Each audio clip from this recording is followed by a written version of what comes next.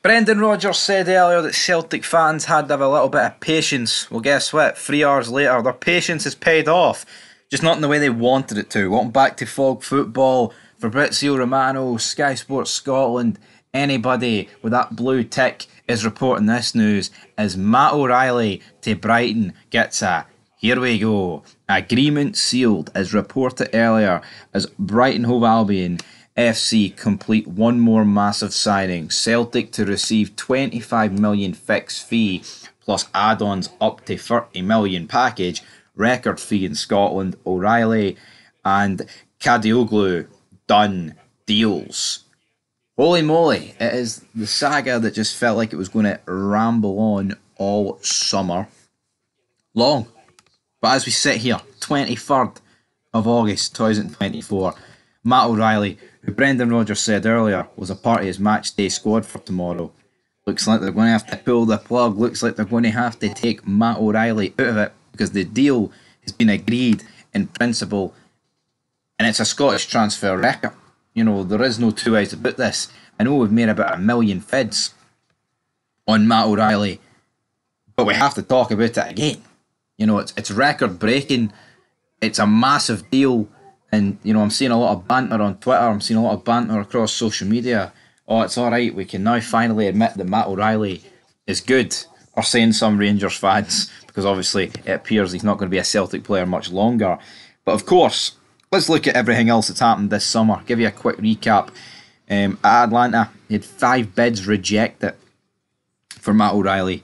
Celtic turned them all down. The highest one was 21.5 plus add-ons. And I think it just goes to show that, I mean, I'm not saying Atlanta couldn't have afforded this deal, but even like a mid-table Premier League team can just smoke a Serie A team that's in the Champions League, I believe. You know, there is no two ways about it. The Premier League money is just insane. Matt O'Reilly is joining the likes of 40 million signing Jorginho Rutter and also midfielder Brojan Gruda for around 25 million.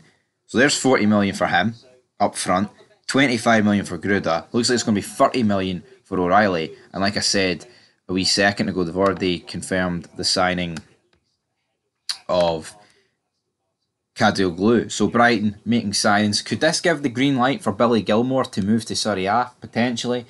I guess there's no guarantees in it. Could Brighton need to sell a few players? Who knows? You know, financial fair play. But we've seen Brighton over the years. You know, they've sold Casado, they've sold McAllister, they've sold Cucurella, they've sold so many players, man. I don't think there'll probably be any risk of financial fair play. But Celtic fans, what do you make of this transfer? Good. Finally, it comes to an end. There's no more worrying about it. You get 30 million put into your war chest. Is it good? Is that what we're on about? Is that what you want it? Is it a good deal or is it not a good deal? Is he the last to go? Will Celtic replace him? And the problem with that is they will not replace him. Even if they do theoretically replace him, they will not bring in a better midfielder than Matt O'Reilly. That's no blue tinted specs. That's no any sort of tint. That's the reality specs talking. If Celtic sign another player for like 2 million, right, like they did with O'Reilly around about that fee, and he turns out to be good or better, then hats off to them. But they're not going to do that. It will be impossible to replace. I mean, we're talking 19 goals, 18 assists. It's hard to replace a Scottish transfer record fee.